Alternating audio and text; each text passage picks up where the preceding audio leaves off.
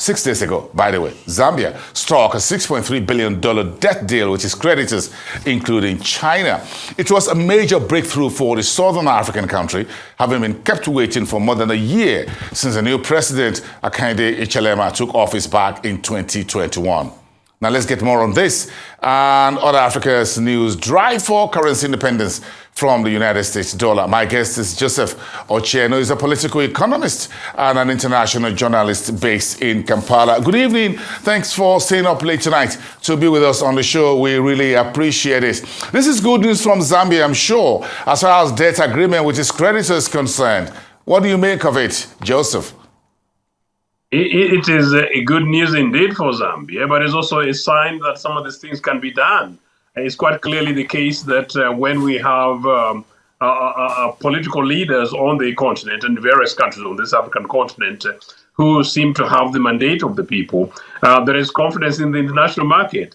And if we have people who are able to speak with clarity, have the confidence and have the trust also of the international community, they get a response. It was protracted, the negotiations. In fact, about just 12 months or so ago, there was an impasse, particularly with China. But President Hichilema, particularly on the basis of his own track record in Zambia, playing modesty, trying to boost and build the economy, and trying to show that it is possible with fiscal prudence. There's a sense of confidence that was given to him, not only through IMF and indeed the World Bank and then the rest of the other international lenders, but it seems to be that he comes across as maybe not only a businessman, but a man with whom you could do business with. So yes, very good news for Zambia. What does it mean? It means that now Zambia can breathe, that Zambia can extend as a projection of its debt, and so be able to pay back at a much more modest, much more open,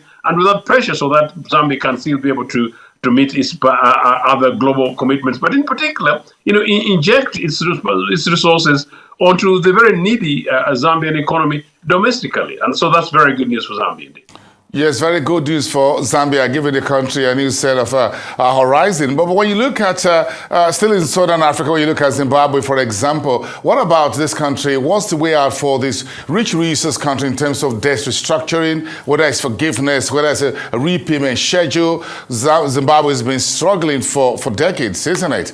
So do you see a ray of hope here from Zambia to Zimbabwe? I think the Zambian president was rather robust in his own presentation and submissions. And while he was actually received back home like a rock star, there was also a message across the continent that maybe there is a new way in which we're able to have these conversations. So maybe the rest of the African nations and leaders can borrow relief from Zambia. But I also think that the Zambian leader left most of the global agencies, and including those agencies and countries that are related with Africa when it comes to some of these issues, that is actually possible that they also need to review how they look at the continent. In Zimbabwe's case, actually, there's no reason really why the Zimbabwean government today does not and should not receive a favorable hearing. Zimbabwe's case was substantially political. Remember, Zimbabwe was sanctioned and suffered hugely, and it was a punishment thing, particularly from the West, over a long period of time. But that said, Zimbabwe has done rather well, particularly this year, this season. Zimbabwe's tobacco output is the highest on record. So there is, and that's one of the key exports for Zimbabwe. So there's no reason why Zimbabwe also should not have a good conversation around what it's able to give. Because at the end of the day, Abosom, one of the challenges facing us is that in many cases, we are bad borrowers, sometimes receiving monies from bad lenders. So if really our economies are organized, if it's the case that most of the money that we borrow, we don't only borrow for infrastructure, which obviously sensible, but to waste, but we also borrow to invest domestically and to create services that are able in turn to turn around our economies, there's no reason why we are not looked at favorably. In fact, Zimbabwe's economy, particularly land reforms, has shown that it's actually possible that if they maintain this trajectory, not only in tobacco and the rest of the other sectors, it is actually possible that they should be able to meet their commitments long and medium term. That also means that the international community needs to look very, very seriously and very, very carefully that this Zimbabwe, which was a sinking nation not a few years back, is a country with whom you can do business and get your returns back in the long term. As an international journalist for many years, I'm sure when President speaks in East Africa, where you're based, I'm sure you keep your ears open. President William Ruto, Kenya's new president, has been sounding really tough in recent weeks and months. He's pushing, talking about the debt for this East Africa very big economy. He's also talking about how to get the US dollar off the back of African economies. How realistic are some of the things that President Ruto has been saying, in particular to the Western powers and economists? Yes, interesting. I was talking about legitimacy. This is a guy who was elected with a huge amount of controversies in Kenya.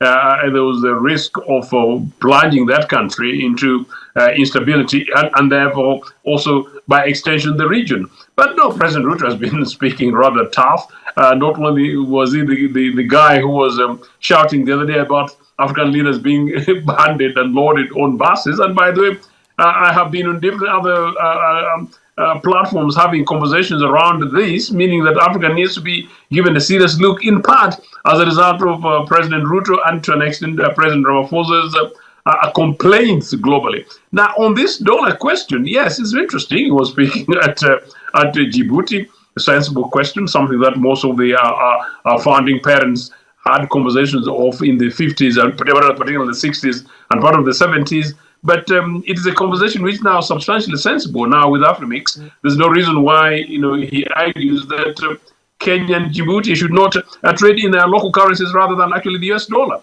Now, of course, there are risks to that. If we're to be able to do that successfully, we need to be able to make sure that we're able to stabilize the economies, stabilize our countries,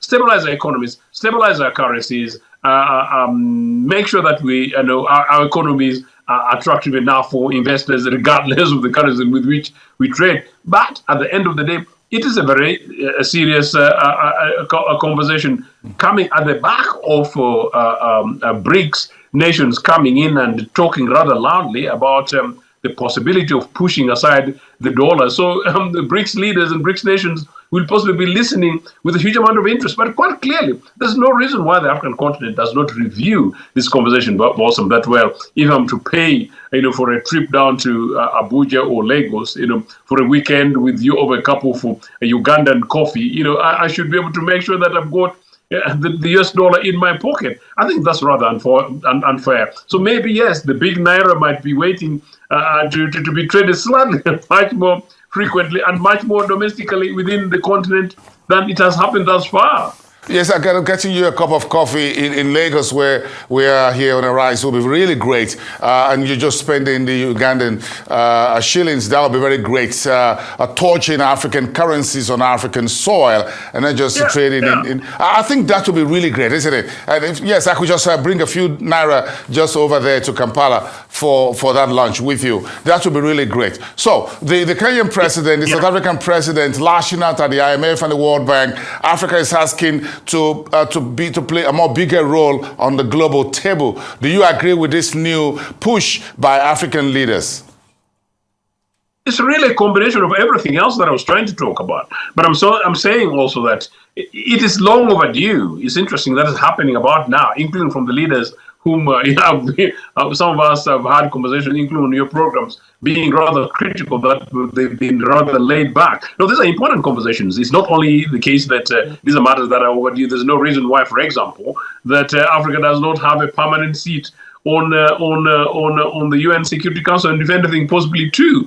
We need to be able to reform IMF and the World Bank to favor global economies generally, including developing economies, meaning particularly Africa, where they've rather sucked most of our money. But there's no reason why we should also not be looking at reforming the global bodies like the UN generally. Now, for us to be able to do so, we need to be able to speak rather loudly, like our President Ramaphosa is suggesting. We need to be much more together. But to do so, we also need to be able to make sure that we show that we're able to resolve our conflicts. Maybe that when we send our delegation to have peace talks and in Ukraine, we are also going to have a conversation over DR Congo, that when we're able to have these conversations before we make further demands, that, for example, perhaps that Angola can guarantee food security, so that when there is famine happening somewhere in southern Nigeria, southern Uganda, or northern Uganda for that matter, we're able to come to rescue for ourselves. I would like to see more of these conversations,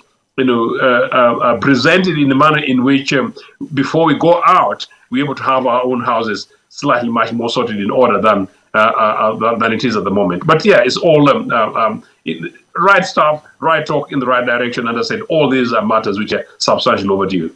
Oh, thank you so much. Very insightful conversation with you as always.